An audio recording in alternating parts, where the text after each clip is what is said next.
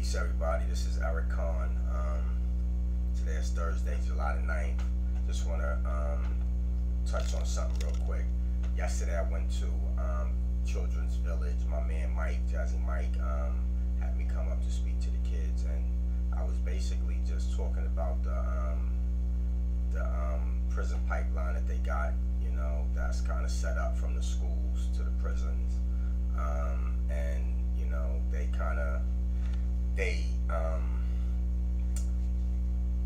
do it dealing with the third grades and the fourth grades, and you know how our minorities and blacks are doing, and they kind of know from that point there on if they're going to end up dropping out of high school, and majority of the time they're correct. And once they drop out of high school, they know that the odds of them going to prison is kind of high. So what they do know is that this prison thing is a big, gigantic business, and they use us to fill the seats that need to be filled in these prisons, or fill the beds, I would say, because by filling the beds, it's like ching, more money. And you know, a lot of different states are selling prisons, or either letting these private prison companies that have arrived now to say that we could do a better job than the state, let us take your prison over. But basically, they know it's big money in this. Excuse me. It's such a shame that nobody talks about this. It's such a shame that the politicians don't talk about it. Nobody seems to care. It's all in a big circle.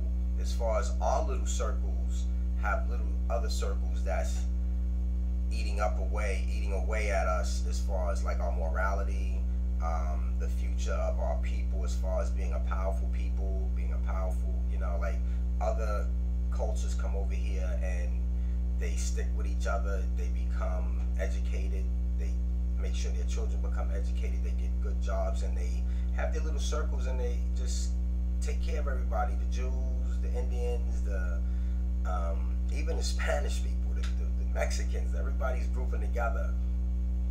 But we're sitting back, you know, running around killing each other, and it's just being accepted. And that's all part of the circle too, that ends up bringing you to prison, and then one dead. So that's two knocked off, or many more, because it seemed like a whole bunch of people's getting killed in one shooting, you know. It's really a shame. The other day, the young boy holding his baby had got murdered, and all of a sudden the news is automatically saying that he was one that also carried a gun. He got arrested a lot of times, and it could be true, I don't know. It's really a new story, and if it is true, it's a shame. And it is a lot of young kids out here who are known for carrying guns and pulling those guns out and actually firing those guns if they got beef, and they're doing it in broad daylight. It's all a setup, though. Even the way that we're getting the guns, it's all a setup. It's all a part of the circle. It's all a part of the new destruction of the black civilization. You know, I read a book a long time ago. I forgot the author. I'm not sure if it was Chancellor or something, but it was the destruction of black civilization. And it seems like there's a new destruction going on for our black civilization. And it's like, what's bugged out about it is it's right here in front of our eyes. It's right here where it's just right in front of us, and all it is another news story. But yet when a cop, God bless them all, that gets murdered, or 15 white people in a movie theater, in a school, or 15 people, minorities or whatever, gets killed by a white crazed man with a gun, then we want to talk about the gun laws, changing the gun laws. Nobody should be getting killed. Nobody in suburban areas, nobody in schools, nobody in movie theaters, and no one-on-one and individualized killings in the urban areas. But on black crime, none of this should be happening.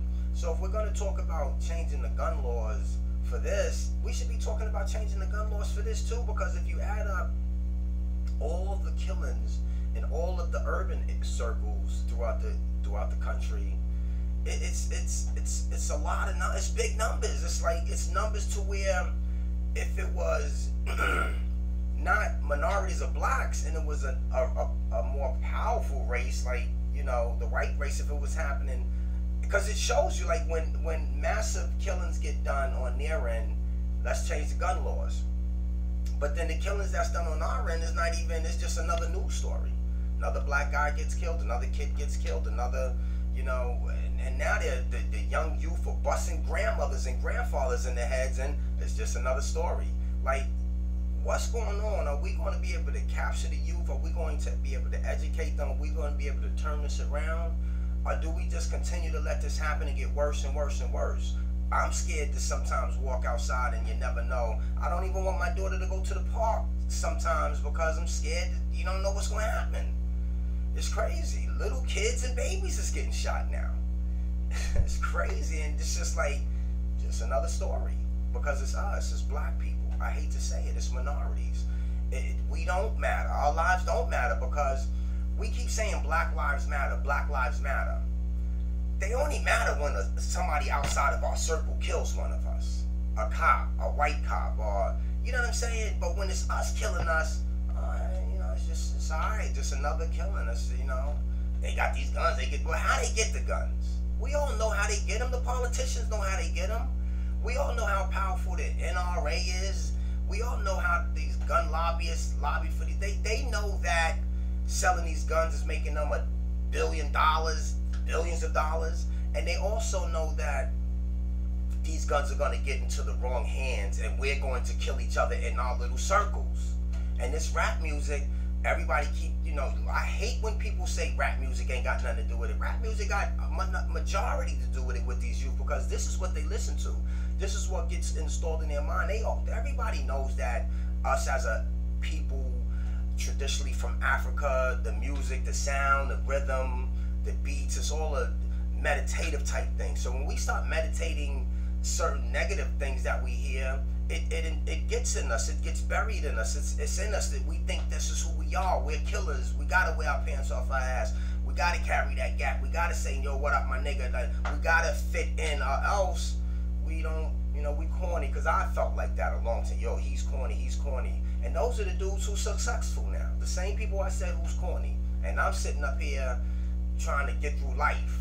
You know what I'm saying? Where it should be easy for me now also. But I wanted to be like y'all want to be, the youth, the cool ones, the thugged out ones, the gangsters, the drug dealers, you know what I'm saying? And at the end of the day, I wish I could reverse it all, keep my kids, but reverse it all, go to high school, go to college, finish it, and get a good job, good education, you know what I'm saying? So, listen, I'm going to end it on this.